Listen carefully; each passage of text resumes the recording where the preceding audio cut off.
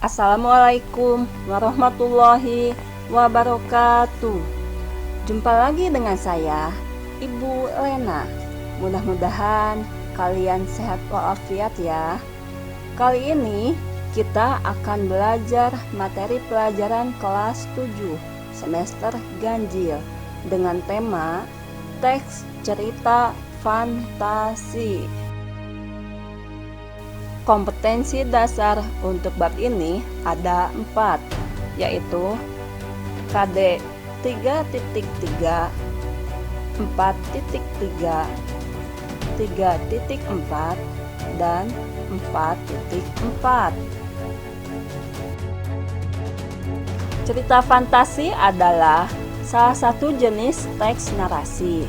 Cerita yang sepenuhnya dikembangkan berdasarkan khayalan atau fantasi atau imajinasi.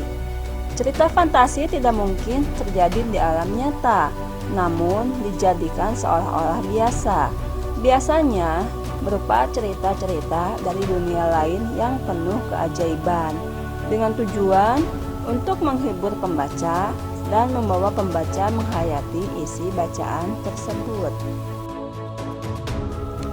Ciri-ciri cerita fantasi ada 6. 1. Tokoh dan latarnya ciptaan penulis, tidak ada dalam dunia nyata atau modifikasi dari dunia nyata. 2. Cerita fantasi memiliki tema magic, yaitu keajaiban atau kekuatan gaib seperti sihir, supernatural, atau futuristik. 3. Rangkaian peristiwa cerita fantasi memakai latar yang tidak terbatas dimensi ruang dan waktu. Misalnya, tokoh utama bisa berada di beberapa waktu dan beberapa tempat sekaligus. 4. Tokoh di dalam cerita fantasi biasanya diberi watak dan ciri yang unik.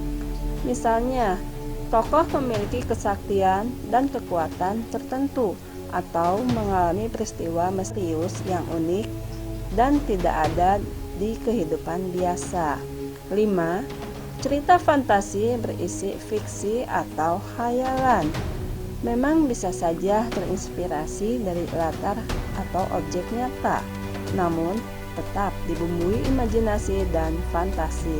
Dan yang terakhir, bahasa yang digunakan variatif, ekspresif, dan menggunakan ragam percakapan bahasa non-formal. Unsur-unsur intrinsik atau unsur pembangun cerita fantasi ada 6. 1. Tema atau inti cerita atau pokok permasalahan sebuah cerita atau gagasan yang mendasari cerita.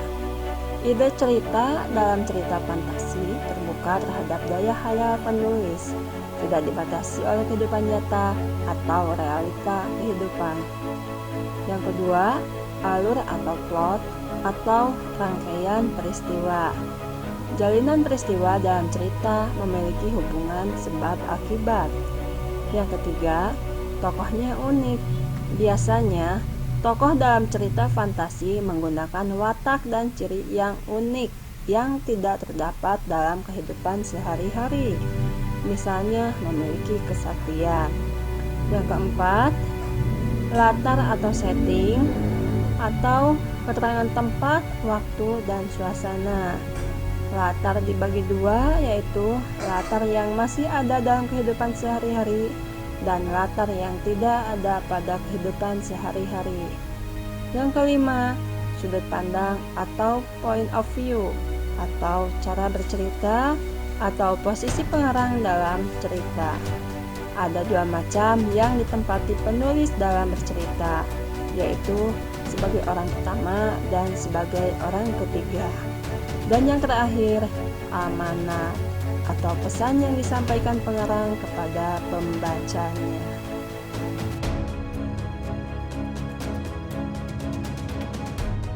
Struktur teks cerita fantasi.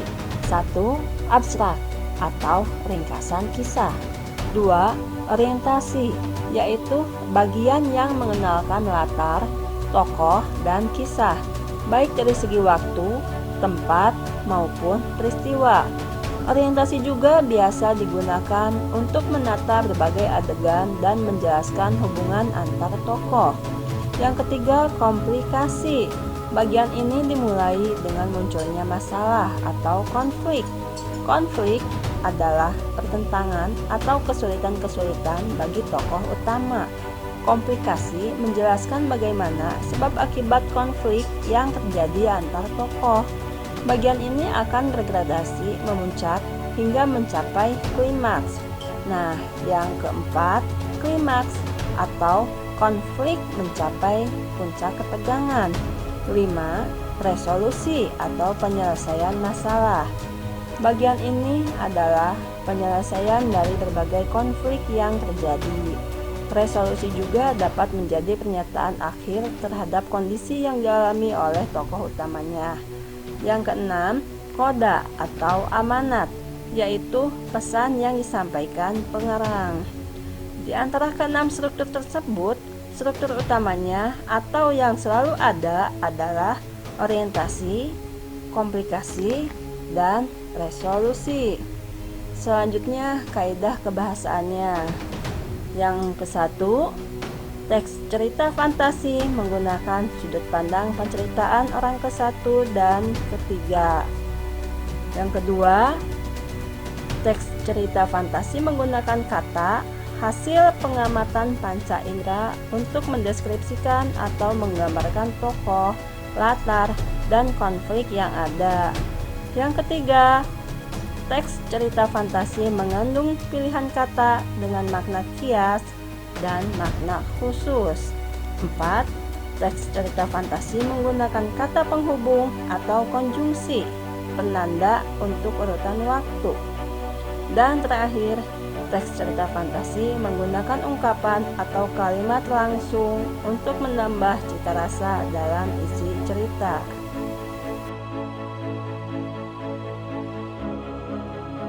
Silahkan kalian baca dan pahami contoh cerita fantasi dan strukturnya.